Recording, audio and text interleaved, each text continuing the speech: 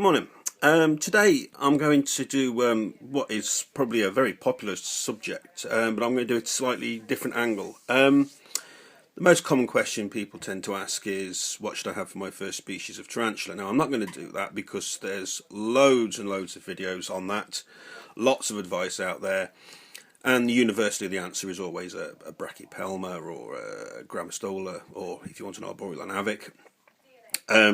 One of the reasons I can't do it is because I don't actually own a brachypelma. I did have a vagans, but unfortunately it died.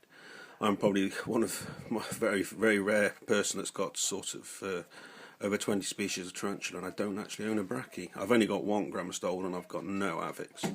So what I'm going to do is give advice on what I think, from my personal experience, what should be your first serious species of tarantula. So I'm going on the basis that you've already got a few tarantulas, and you've gained a bit of experience, and now you're looking at getting something a little bit more sort of serious, more in the experience sort of tarantula keepers have. I've got a random selection here from my personal collection. Obviously I can't really advise you on tarantulas I don't own or I've had no experience with, so this is just from what I've had, and I'll show you some of my favourites. I've got a selection of terrestrials and arboreals. I could have put far more of this on the table because, in all fairness, I love all mine.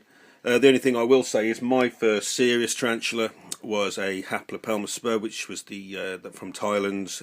It's not actually been properly identified yet, but that was inexperience. It was also me not doing my research properly, so there you go.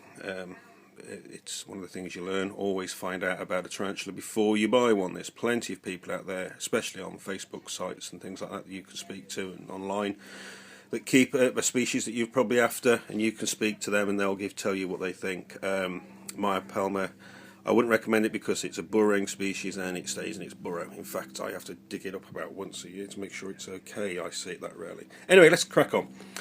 So for my first species, I've got the Poecilotheria regalis, and there's mine down there.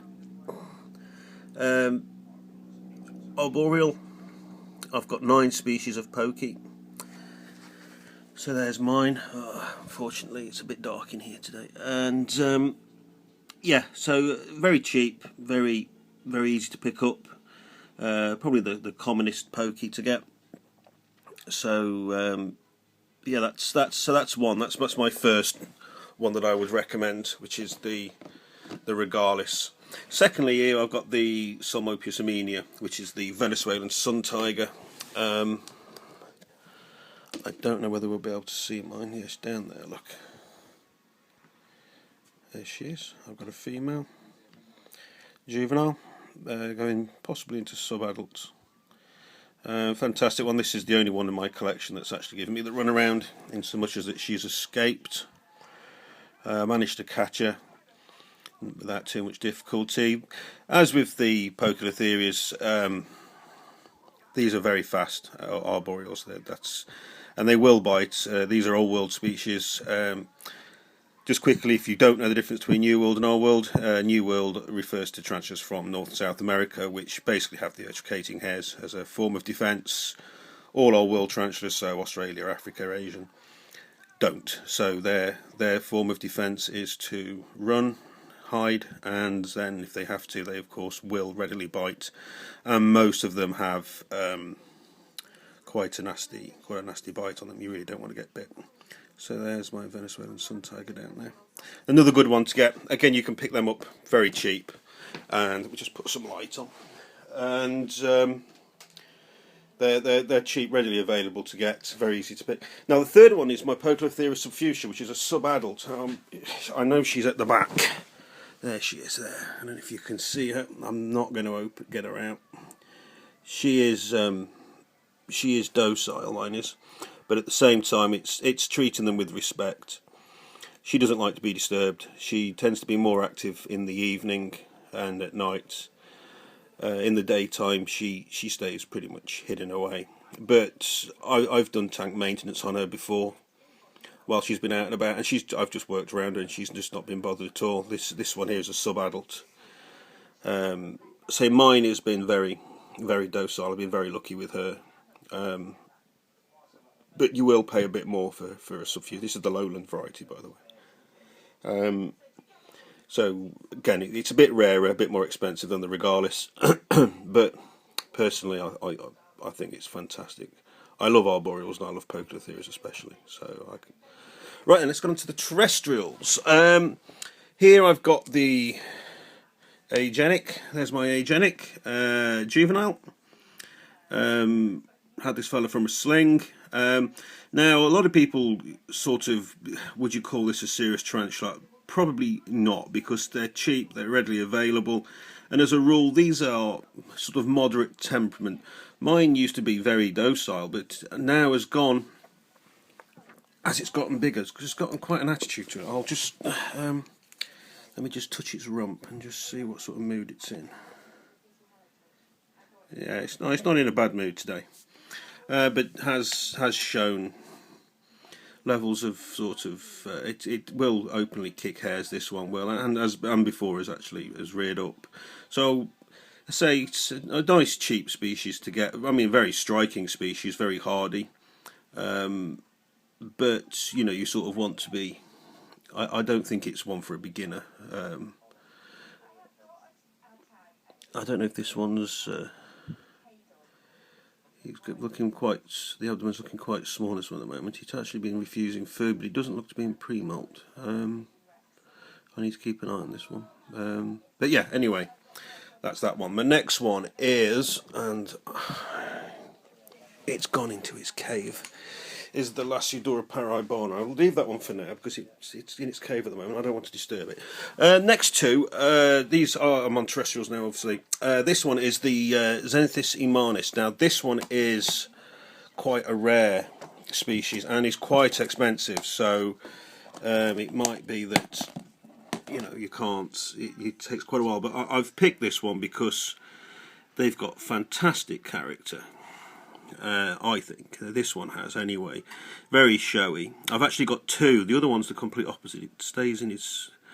It's made a burrow and it stays in it quite. But this one's always out in the open. I've had this from a sling. It's molted quite a few times now. If I put my finger there, you can see how big it is. I've got to be careful because it does tend to bite at most things that come near it. It feeds well. Has grown exceptionally well. And I think they're brilliant. But so the downside with the Imanis is they are a very rare species. They don't come up for sale very often, and you will expect to pay. I have my cut-off mark what I'm prepared to pay for slings, and these guys are very, very close to it. But superb, absolutely superb. I've got him in a nice, actually quite a shallow setup, and he never even clambers out of it. He stays in it. So yeah, I love them. So it's a slightly rarer species. And the other one is the Monstropterus balfouri, which one of my favourite tarantulas, one of my favourite terrestrials. Always there. And if you can see him, he's actually under there. These are superb. I'll just see if I can. I've got to be a bit careful because he will run out. Clambers out of his tank all the time, this one. Just see if he comes out. Yeah, balfouris now are far more readily available than they were. I've got 3 balfouris. I love them. This is a baboon species, but these ones don't grow too big and don't tend to be as aggressive as other baboons. But they are fast, and you know, they are a species that you need to sort of you know, be careful with.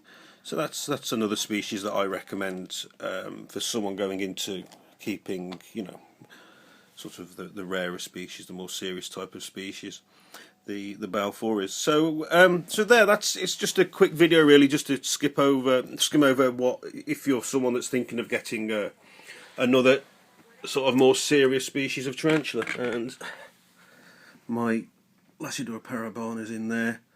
These also very readily available, very cheap, and I only say to get this as a serious one because of basically the size that they can grow to. They grow to quite a large size. So yeah, that's really, these are sort of the ones that I had as my sort of first serious tarantulas when I got deeper into the hobby. Anyway, I hope you enjoyed this brief video. More soon. I'm going to crack my sling one off again because unfortunately it didn't load. So I'll have one about my slings in the next few days, so keep an eye out for that. And once again, thank you very much for watching, and I'll catch you soon. Goodbye.